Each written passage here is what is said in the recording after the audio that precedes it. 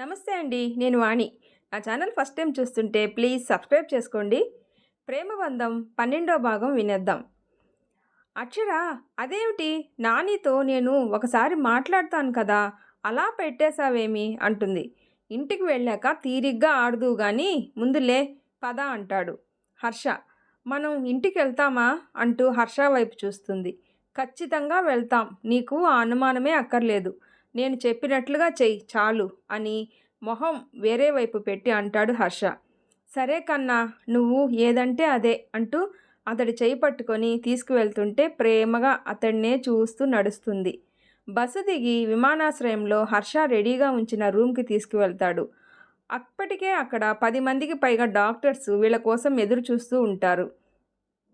హర్ష అక్షరాని రూమ్కి తీసుకుని వెళ్ళి బెడ్ మీద ఉంచి ఇక్కడే ఉండు వస్తాను అని బయటికి వచ్చి డాక్టర్స్ దగ్గరికి వెళ్తాడు. హర్ష రాగానే ఆ డాక్టర్స్ అంతా లేచి నిలబడతారు. హాయ్, ఈ టైంలో మిమ్మల్ని ఇబ్బంది పెట్టినందుకు సారీ. ఎక్విప్మెంట్స్ అంతా తెచ్చుకున్నారా అంటాడు హర్ష. వీలైనంత వరకు తెచ్చాం సార్, మేడం గారి బ్లడ్ కూడా తెచ్చామంటారు. వెరీ గుడ్, మా వాళ్ళు మీకు మ్యాటర్ మొత్తం చెప్పుంటారు. ఇంకా మనకి 2 గంటలు టైం ఉంది. 1 గంటలో మెడిసిన్ వస్తుంది, కానీ ఎప్పుడు ఏం జరుగుతుందో చెప్పలేం. మీరు వెళ్ళి ఆమెని పూర్తిగా ఎగ్జామిన్ చేయండి అంటాడు హర్ష. ఓకే సార్ అంటూ వాళ్ళంతా లోపలికి వెళ్తారు. లోపలికి వచ్చిన అంతమంది డాక్టర్స్ని చూసి అక్షర భయపడుతుంది. ఇంతలో హర్ష వచ్చి, భయపడకు బంగారు, నేను ఇక్కడే ఉన్నాను అంటూ ఆమె పక్కనే కూర్చుంటాడు.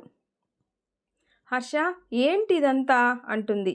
వాళ్ళ పని వాళ్ళని చేసుకొని నేను ఏం చెప్తే అది చేస్తా అన్నావు కదా, వాళ్ళు ఏం అడిగితే అది చెయ్యి, నేను ఇక్కడే ఉంటాను అంటాడు. సరే అని తల ఊపుతుంది అక్షర. అక్షర ముందుకు ఒక సీనియర్ డాక్టర్ వచ్చి అక్షర కళ్ళు, నాలుక, గోర్లు అన్నీ చూస్తాడు. అక్షర, నీకు శరీరంలో ఏవైనా మార్పులు అనిపిస్తున్నాయా? ఏవైనా సరే చెప్పు అంటాడు. లేదు, నార్మల్గానే అనిపిస్తుంది, ఇప్పటి వరకు అయితే ఏమీ లేదు అంటుంది. అలా కాదమ్మా, ఏదో ఒకటి మార్పు వచ్చి ఉంటుంది, కొంచెం ఆలోచించి చెప్పు, చిన్నదైనా సరే చెప్పు అంటాడు. అలా ఏం లేదు అంటూనే ఇందాకటి నుండి ఎడమ చెయ్యి కొంచెం లాగుతుంది అంతే అంటుంది. ఇందాక నుండి నొప్పి వస్తుంటే నాకెందుకు చెప్పలేదు అని కోపంగా అంటాడు హర్ష. ఆ కోపానికి బెదిరిపోయి అదేం లేదు, చిన్న నొప్పి అంతే అంటుంది అక్షర. అక్కడ అందరూ స్పెషలిస్టులు ఉండడంతో ఎడమ చెయ్యి నొప్పి అనగానే కార్డియాలజిస్ట్ వచ్చి దాని గురించి వివరాలు అడుగుతాడు. చెక్ చేస్తాడు. అతడికి కొంచెం తేడాగా అనిపిస్తుంది. సార్, మీతో మాట్లాడాలి అంటూ వెంటనే బయటికి రమ్మని హర్షాన్ని పిలుస్తాడు. సార్, ఈ విషయం గురించి తెలిసిన వాళ్ళు ఎవరైనా ఉన్నారా అంటాడు. డాక్టర్, ఉన్నారు, ఏమైంది అంటాడు. హర్ష, అయితే ఒకసారి మాట్లాడండి, దీని సిమ్టమ్స్ ఏమిటో అడగండి. నాకెందుకో ఆవిడికి కాసేపట్లో హార్ట్ అటాక్ రావచ్చు అనిపిస్తుంది అని తడబడుతూ అంటాడు. ఏమంటున్నారు? హార్ట్ అటాకా? హర్షకి ఒక్కసారిగా భూమి కంపించినట్లుగా అనిపిస్తుంది. సార్, తొందరగా మాట్లాడండి అని హర్షాని కదుపుతాడు. హర్ష వణుకుతున్న చేతులతోనే రహీంకి ఫోన్ చేస్తాడు. రహీం ఫోన్ లిఫ్ట్ చేసి చెప్పండి సార్ అంటాడు. హర్ష ఒక్కో మాట కూడబెట్టుకుంటూ ఆ విషయానికి సిమ్టమ్స్ ఏమొస్తాయో అడుగు అంటాడు. హర్ష వాయిస్ వింటుంటే రహీం బ్లాంక్ అయిపోతాడు. సారేనా మాట్లాడేది అంటాడు అటు నుండి. కమాన్ క్విక్ రహీం అని అరుస్తాడు హర్ష. ఎస్ సార్ అని రహీం రాజేంద్రని లేపి, రేయ్, ఆ విషయం ఎలా పనిచేస్తుంది చెప్పురా అంటూ జుట్టు పట్టుకుంటాడు. రాజేంద్ర అని అరుస్తూ అది నెమ్మదిగా హార్ట్కి వెళ్ళి అన్ని నరాలను బ్లాక్ చేసి చివరగా హార్ట్ అటాక్ వచ్చి చచ్చిపోతారు. దానికి ఏ వైద్యం చేసినా ఆపలేం. ఆ విరుగుణ్ణి తన బాడీలోకి పంపితేనే నార్మల్ అవుతుంది అంటాడు. ఆ మాట విన్న హర్ష చేతితో బలంగా అక్కడున్న గోడను గట్టిగా గుద్దుతాడు. సార్ అంటూ డాక్టర్ దగ్గరికి వస్తాడు. ఫోన్ కట్ చేసేసి డాక్టర్ వైపు చూస్తాడు. డాక్టర్ వెంటనే లోపలికి వెళ్ళి మిగతా టీంతో ఇదే విషయం చెప్తాడు. హార్ట్ అటాక్ వస్తే చేయాల్సిన దాన్నంతా రెడీ చేస్తారు. నెమ్మదిగా అక్షరాకి చెయ్యి నొప్పి ఎక్కువ అవుతూ ఉంటుంది. అదే విషయం డాక్టర్కి చెప్తుంది. డాక్టర్స్ నొప్పి ఉపశమనానికి ఏవేవో చేస్తూ ఉంటారు. అయినా కూడా అంతకంతకు పెరుగుతుందే తప్ప తగ్గట్లేదు. కాసేపటికి అది కాస్త గుండె దగ్గర నొప్పి రావడం మొదలవుతుంది. అక్షర డాక్టర్ని పిలిచి హర్ష ఎక్కడున్నాడు, రమ్మని చెప్పండి అంటుంది. బయటే కూలబడి ఏడుస్తున్న హర్ష దగ్గరకు డాక్టర్ వచ్చి, సార్ మీరే ఇలా అయిపోతే ఎలా? మేడం గారికి పెయిన్ స్టార్ట్ అయింది. ఇది మామూలు గుండె నొప్పి కన్నా తీవ్ర స్థాయిలో ఉన్నట్టుంది. ఏం చేసినా కాస్త ఉపశమనం కూడా ఉండట్లేదు. ఇప్పుడే మీరే ఆవిడ ఉపశమనం. రండి సార్ ప్లీజ్ అంటాడు. హర్ష లోపలికి వచ్చేసరికి దిగి రాబోయిన అక్షర నొప్పి ఎక్కువ అవుతూ ఉండటంతో కదలలేకపోతుంది. హర్ష ఒక్క అడుగులో ఆమెను చేరుకొని పట్టుకొని చూస్తాడు.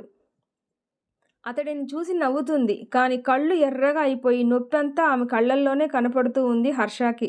ఆమె స్థితిని చూస్తున్న హర్షకి అతడి గుండె ఆగిపోతే బాగుండు అన్నట్టుగా ఉంది. పైకి మాత్రం ఏం కాదు బంగారు, కొంచెం ఓర్చుకో, ఇంక కాసేపే అని దగ్గరికి తీసుకొని హత్తుకుంటాడు. అతడి గుండె చప్పుడు విన్న అక్షరాకి నొప్పి నుండి కొంచెం ఉపశమనంగా అనిపిస్తుంది. కానీ ఎక్కువ అవుతున్న ఆమె నొప్పికి కంటి నుండి కన్నీళ్లు అలానే జారి హర్ష షర్టుని తడిపేస్తూ ఉంటాయి. అంతకు ముందు నుండే హర్ష కన్నీరు ఆమె వెనక భాగాన్ని తడిపేస్తూ ఉంటాయి. అక్షర నొప్పిని భరించలేక హర్ష షర్టుని గట్టిగా పట్టేస్తుంది. శరీరం ఇంక నేను భరించలేను అంటూ స్పృహతో కోల్పోతూ ఉంటుంది. డాక్టర్స్ అయితే ఆమె పెయిన్ని ఊహిస్తూ ఆమె నరకాన్ని చూడలేకపోతున్నారు.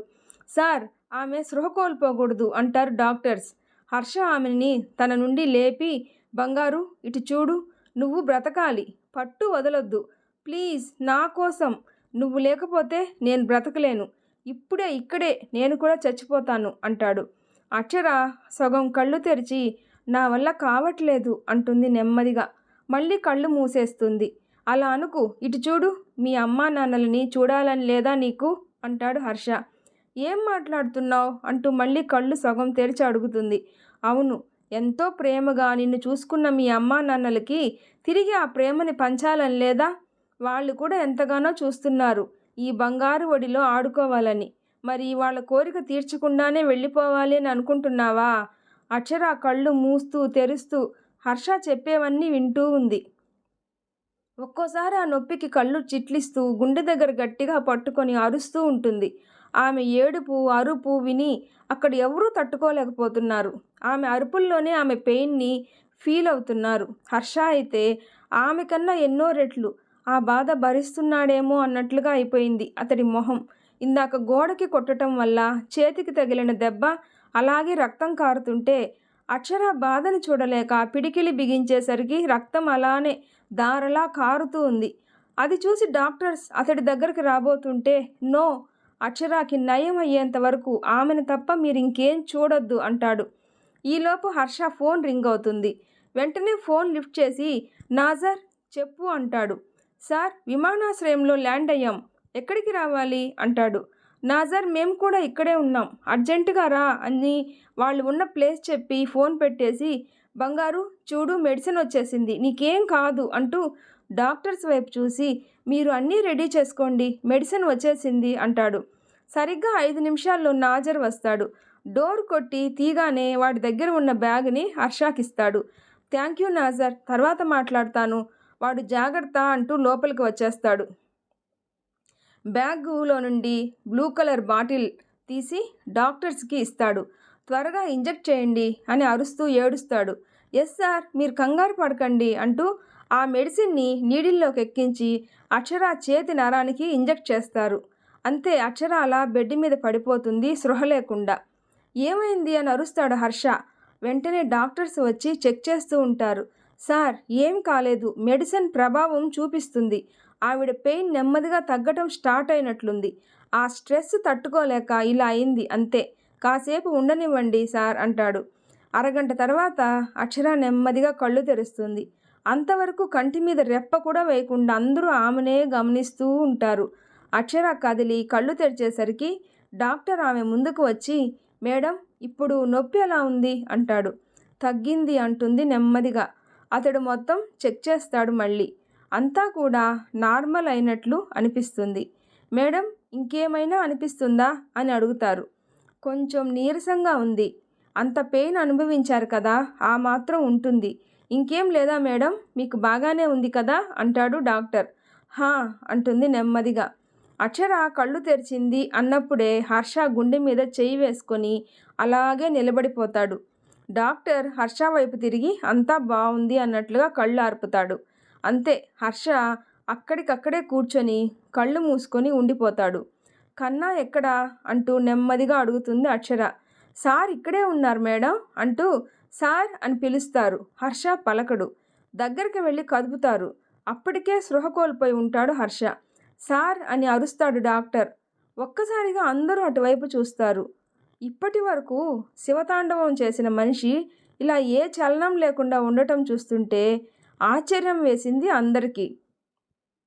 కన్నాకి ఏమైంది అంటూ లేవబోతున్న అక్షర లేవలేక అలాగే ఏడుపు కళ్ళతో చూస్తూ ఉంది. డాక్టర్ చెక్ చేస్తాడు. సార్ స్పృహ తప్పారు అంతే. బ్లడ్ లాస్ ఎక్కువ అవటం వల్ల, ఇంత స్ట్రెస్ భరించటం వల్ల బాడీ ఒక్కసారి తట్టుకోలేక స్పృహ కోల్పోయారు అంతే. ఇప్పటి వరకు ఆవిడ కోసం శరీరాన్ని తన కంట్రోల్ పెట్టుకొని ఇదంతా నడిపించారు. ఆవిడ బాగానే ఉన్నారు అని తెలియగానే కంట్రోల్ పోయి ఇలా అయింది. ఏం కాదు అని అక్కడ వేరే బెడ్ మీదకి మార్చి, అక్షర మేడం, సార్ బ్లడ్ గ్రూప్ ఏంటి అంటారు. అక్షర నాకు తెలియదు అంటుంది. డాక్టర్స్ ఒకరి ముఖాలు ఒకరు చూసుకుంటారు. అతడి ఫోన్ ఇవ్వండి అంటుంది. హర్ష ఫోన్ తీసి ఆమెకిస్తారు. హర్ష వాళ్ళ నాన్నగారికి కాల్ చేసి మావయ్య అనగానే, తల్లి ఎలా ఉన్నావు, ఏమైంది, మాకు చాలా కంగారుగా ఉంది అంటారు ఆయన. మావయ్య, ఆయన బ్లడ్ గ్రూప్ ఏంటి అని నెమ్మదిగా అడుగుతుంది. వాడికి ఏమైంది అంటూ కంగారు పడి అడుగుతారు ఆయన. ఏం కాలేదు మావయ్య, చేతికి చిన్న దెబ్బ తగిలి కొంచెం బ్లడ్ పోయింది, ఎక్కిస్తే మంచిది అని డాక్టర్ అంటున్నారు. త్వరగా చెప్పండి మావయ్య అంటుంది ఓపిక తెచ్చుకొని. ఓ పాజిటివ్ అమ్మా అంటారు ఆయన. సరే మావయ్య ఉంటాను అని పెట్టేస్తుంది. ఓ పాజిటివ్ అంట అని చెప్తుంది. అక్షర కోసం తెచ్చేటప్పుడు వాటిని కొంచెం ఎక్స్ట్రాగా 2 ప్యాకెట్స్ తేవటంతో అమ్మయ్య అనుకొని ఆ బ్లడ్ ఎక్కిస్తారు. అక్షర అలానే చూస్తూ ఉంటుంది హర్షాని. మొహం అంతా పీక్కుపోయి ఉంటుంది. ఎవరైనా చూస్తే తనకి కాదు అతడికే ఏదో అయింది అనుకుంటారు. ఎత్తుగా దృఢంగా బాలీవుడ్ హీరోలా ఉండేవాడు మనిషి. అసలు ఆ హర్ష ఈ హర్ష ఒక్కరే అంటే ఎవరు నమ్మరేమో అనుకుంటూ ఉంటుంది. కాసేపటికి ఓపిక తెచ్చుకొని లేచి హర్ష పక్కన కూర్చుంటుంది. నెమ్మదిగా హర్ష తలని ఎత్తి తన ఒడిలో పెట్టుకొని నిమురుతూ ఉంటుంది. కన్నా, నా కోసం అల్లు పెరగని ప్రయత్నం చేసి నేను లేచేసరికి నువ్వు పడుకున్నావా అంటుంది. లే, నాకు బోర్ కొడుతుంది. పక్కన కట్టుకట్టి ఉన్న హర్ష చేతిని తీసి చూస్తుంది. నీకు లేచాక మామూలుగా ఉండదు నా చేతిలో. అంత కోపం ఎందుకు నీకు? చెయ్యిని అంత గట్టిగా కొడితే ఏం వచ్చింది నీకు? ఇంకోసారి ఇలా చేస్తే అదే చెయ్యి మీద వాత పెడతాను నీకు అంటూ నోటికి వచ్చిన తిట్లు శిక్షలు చెప్తూ ఉంటుంది. అక్కడున్న డాక్టర్స్ అందరూ ఇందాక నొప్పికి విలవిల్లాడిపోయింది ఈ అమ్మాయేనా అంటూ అలాగే చూస్తూ ఆ తిట్లకు నవ్వుకుంటూ ఉంటారు. నెమ్మదిగా హర్ష కదులుతాడు. అది చూసిన అక్షర నెమ్మదిగా అతడిని తలని బెడ్ మీద పెట్టి అలాగే వచ్చి తన బెడ్ మీద పడుకుంటుంది. డాక్టర్స్ అందరూ ఈమె ఏం చేస్తుంది అని చూస్తూ ఉంటారు అక్షర వైపు. అక్షర వాళ్ళ వైపు చూసి ఇష్ అంటూ నోటిపై వేలు పెట్టి చూపిస్తుంది. హర్ష నెమ్మదిగా కళ్ళు తెరిచి చూస్తాడు. వెంటనే లేవటానికి ట్రై చేస్తుంటే ఓ డాక్టర్ అతడి దగ్గరికి వెళ్ళి సార్ నెమ్మదిగా లేవండి అంటూ హెల్ప్ చేస్తాడు. ఏమైంది, బంగారం ఎలా ఉంది అంటాడు. ఆవిడ బాగానే ఉన్నారు సార్, మీకే చేతికి కట్టు కట్టకపోవడం వల్ల బ్లడ్ లాస్ అయ్యి స్పృహ కోల్పోయారు. లక్కీగా మన దగ్గర బ్లడ్ ఉండటంతో వెంటనే ఎక్కించేశాం అని డాక్టర్ చెప్తాడు. Thanks to all. మీరు లేకపోతే ఈరోజు చాలా కష్టమైపోయేది. మీకు మీ ఫ్యామిలీకి ఎప్పుడు ఏ అవసరం వచ్చినా నన్ను తప్పకుండా కాంటాక్ట్ అవ్వండి. నా ఫోన్ అని పాకెట్లో చూస్తాడు. అక్కడ ఉంది సార్ అని అక్షర బెడ్ మీద ఉన్న ఫోన్ చూపిస్తారు. ఇదేంటి ఇక్కడెందుకు ఉంది అని అనేసరికి ఇందాక మేడం మీ ఫోన్లో మాట్లాడారు, అందుకే అక్కడ ఉంది అని చెప్తారు. అవునా అని అటు చూసిన హర్షకి అక్షర ఇంకా అలానే పడుకోవటం చూసి తనెందుకు ఇంకా అలానే ఉంది అంటాడు. అంతా బాగానే ఉంది కదూ అంటూ ఆమె దగ్గరికి వెళ్ళి పక్కన కూర్చొని చూస్తాడు. వాళ్ళకి ఏం చెప్పాలో అర్థం కాక మొహమొహాలు చూసుకుంటారు. ఏమైంది, ఎందుకు అలా ఉన్నారు, తను ఇందాక లేచింది కదా అని టెన్షన్గా అడుగుతాడు. ఈలోపు అక్షర దగ్గుతున్నట్లుగా చేస్తుంది. ఆ సౌండ్కి అక్షర వైపు తిరిగి బంగారం ఏమైంది ఇటు చూడు అంటూ ఆమె బుగ్గలు పట్టి కదుపుతాడు. నువ్వు నా కోసం తెచ్చిన బ్లడ్ని తాగేశావు కదా, అందుకే నాకు నీరసంగా ఉంది, లేవలేకపోతున్నాను అంటుంది. ఏంటి, ఏం మాట్లాడుతున్నావు అంటాడు. ఆ మాటకి అక్కడున్న డాక్టర్స్లో పెద్దవాళ్ళు లోపలే నవ్వుకున్నా కుర్ర డాక్టర్స్ మాత్రం బయటికే నవ్వేస్తారు. సరే, నీకిప్పుడు బ్లడ్ కావాలి కదా, ఇదిగో తాగు అంటూ తన చెయ్యి ఆమె నోటి దగ్గర పెడతాడు హర్ష. ఏం చేస్తున్నావు అంటూ హర్ష చెయ్యి తోసేసి లేచి కూర్చుంటుంది. నీ తింగరి వేషాలు నా దగ్గర కాదే. తమరు నా తలని ఒడిలో పెట్టుకొని మరీ తిడుతున్నప్పుడే నాకు స్పృహ వచ్చింది. కాసేపు నీ సుప్రభాతం విని లేచాను తింగరదానా అంటూ నెత్తి మీద నెమ్మదిగా తడతాడు హర్ష. అంతే, వెంటనే హర్షాన్ని కౌగిలించుకుంటుంది. హర్ష కూడా అంతే గట్టిగా కౌగిలించుకుంటాడు. నీతో మళ్ళీ అలా అనిపించుకుంటాను అని అనుకోలేదు అంటూ ఏడుస్తుంది అక్షర.